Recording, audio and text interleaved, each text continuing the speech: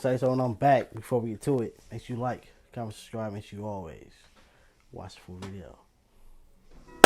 Man, what's up, everybody? Welcome back to another episode of EOS. It's 1090 Jake, man. I'm rocking with y'all, y'all rocking with me. And for this video, we're gonna be speaking on Chicago rapper Wedham. Oh yeah, 1090 Jake. Congrats on hitting a million subs, bro. That's major, dog. Congrats. Even though I know this video is super late, but congrats. Who beat 4 bodies and was just caught with a switch. January 19th, 2024. The feds executed a search warrant at 6 a.m. on an apartment in Chicago's Canaryville neighborhood located on the south side. Sleeping. 6 a.m. As agents began to execute the warrant with law enforcement surrounding the building, a man would be observed leaning out of a window, throwing a firearm onto the roof of the building. The weapon was photographed before being recovered and determined to be a Glock with a switch. The switch turning the semi-automatic handgun into a machine gun.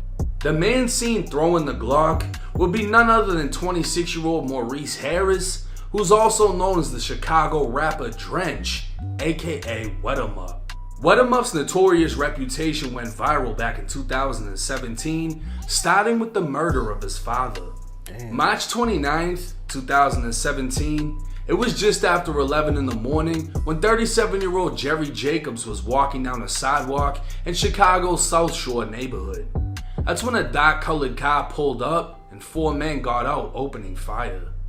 Jacobs was shot in the right side of his body and was able to take himself to the hospital over 4 blocks away. Damn. Rushed into surgery, Jacobs would remain hospitalized into the night when things took a tragic turn in the early morning. At 3:40 a.m., Jacobs was pronounced dead. News would break he was a documented gang member, no suspects were in custody, and within 12 hours of his death, his son Wedham Up allegedly got his revenge. Chicago neighborhood rocked by gun violence, the bullets flying inside a restaurant and outside as well. At this South Shore restaurant, chaos and carnage. Relatives of those killed in tears and disbelief. I ain't going nowhere until they get my baby up off the ground. I ain't going nowhere. It was 4 p.m. when a man walked into a restaurant and opened fire. Officers arrived on scene finding a dead man in front of the restaurant, 2 dead men inside, and another dead man outside slumped against a tree a block away.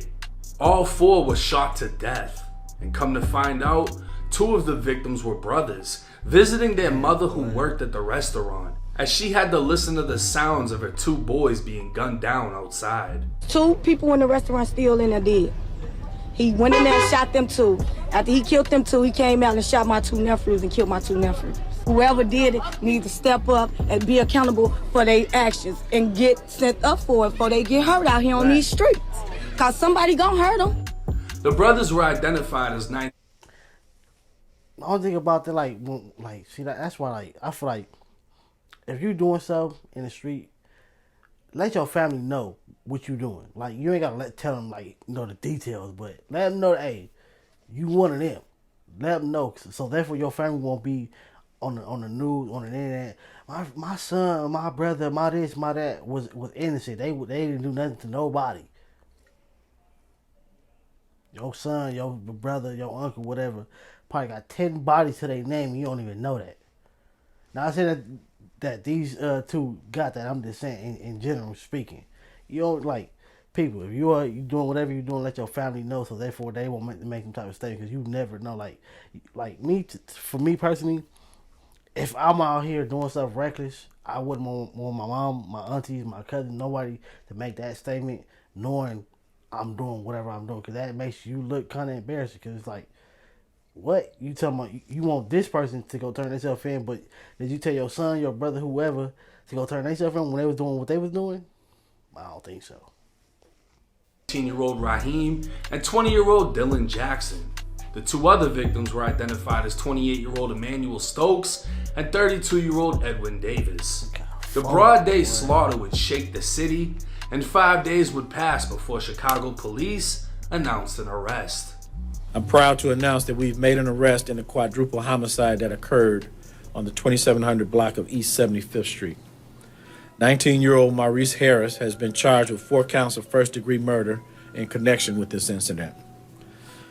This is his first arrest as an adult, and while I can't go into the specifics into his extensive juvenile history, as we've seen too many times before here in Chicago, he's no stranger to CPD. Wet 'em Up was identified by photo lineup by multiple witnesses at the scene of the shooting. He'd be held without bond and remain in the Cook County Jail for the next 3 years until July of 2020. A court hearing would yet again shake the city as prosecutors announced the evidence was insufficient to meet the burden of proof. Whoa. Detectives further investigated, finding the witnesses weren't credible and evidence that Wet 'em Up couldn't have been the shooter. So while the families of the victims expected Wet 'em Up's demise, all charges against him were dropped and Wet was later freed. So the second word came that the man who beat 4 murders now had a switch. The feds quickly began their investigation. Days after the search warrant, the feds would highlight 2 music videos by Wet, one titled Death and another titled Murder Man. In both songs, Wet recited lyrics about switches and murder. Multiple lyrics would be written into the federal complaint, although at no time was Wet seen possessing an actual switch, just rapping about them. Yeah, that's Wet would be charged with possession of a machine gun and now faces up to 10 years in federal prison. With the quadruple murder being Wet's first adult arrest and the fact that he beat all charges, Wet doesn't have much of a criminal history and luckily wasn't a felon, dodging another federal offense. Given his weak criminal history, Wet can expect anywhere from 3 to 5 years with a guilty plea. Now, Wet 'em Up is going to prison. When you get a Fed case, it's pretty much sealed. And I mean, law enforcement literally watched him lean out of a window and throw a Glock up onto the roof. Then they went on the roof, found the Glock with a switch. It's like said and done. My thing is, bro, Glocks are easy to break down. Why you didn't break? You should have broke it down, put it all different places. The switch, you could have hit that with a hammer. I never, mind you, I've never seen the actual thing in person, so I don't even know if you could probably do it. But I think it's plastic. It should be plastic, just like the gun is. Bam, destroyed.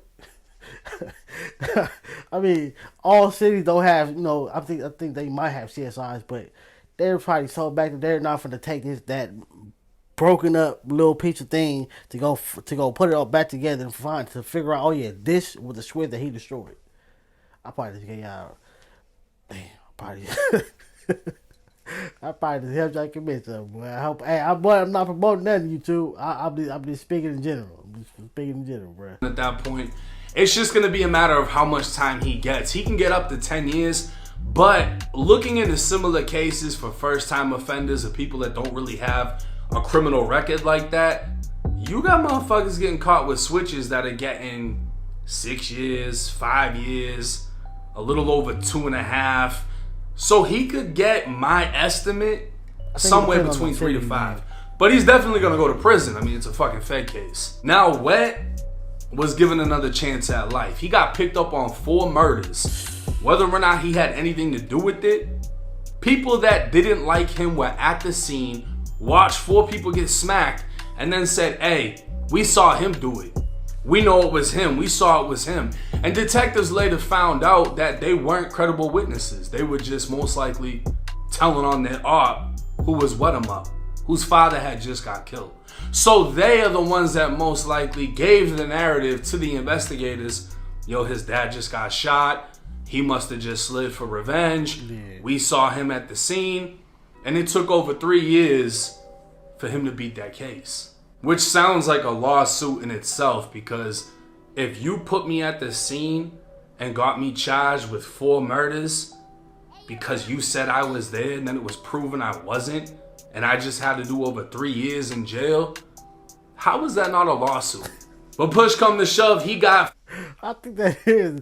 I forgot what the name of that. Like, if you know the word for that. Defamation of character. Yeah, I think it's defamation of character, bro. Like, you lied on me. You said I was this and I didn't do none of that. That is a lawsuit if you wanted to push that. Like who are the people? Let me get their names. Let me get a lawyer. I'm suing them. But like, I don't know. It's probably be a lot of people getting sued because there's a lot of people who are in jail who've been freed for stuff that they didn't do, and I think only less than 20% of them has actually got some money back. Like, it's crazy though. Freed, he hit the streets. He started dropping music videos. He's talking about switches, ops, this and that.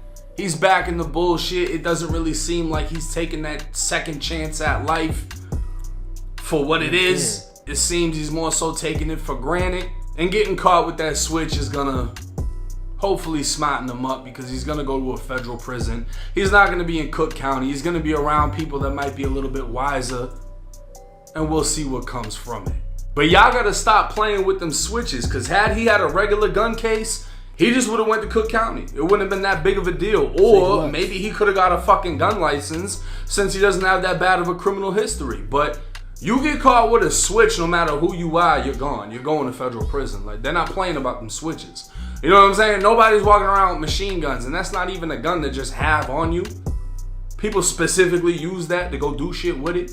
So it's like, you got a lot of motherfuckers that want to switch just so they look the part. Like, oh yeah, I got one of these bitches. Yeah, I got it. And then you get locked up and you go into the feds because you got caught with that motherfucker. Stay away from the switches. Let me know y'all's thoughts and comments in the comment section. Real, really, hey, it ain't nothing to be playing with, bro. Like, hey, you putting, all you doing, hey, I mean, if you wanted to do the time, it is what it is. Catch you next time.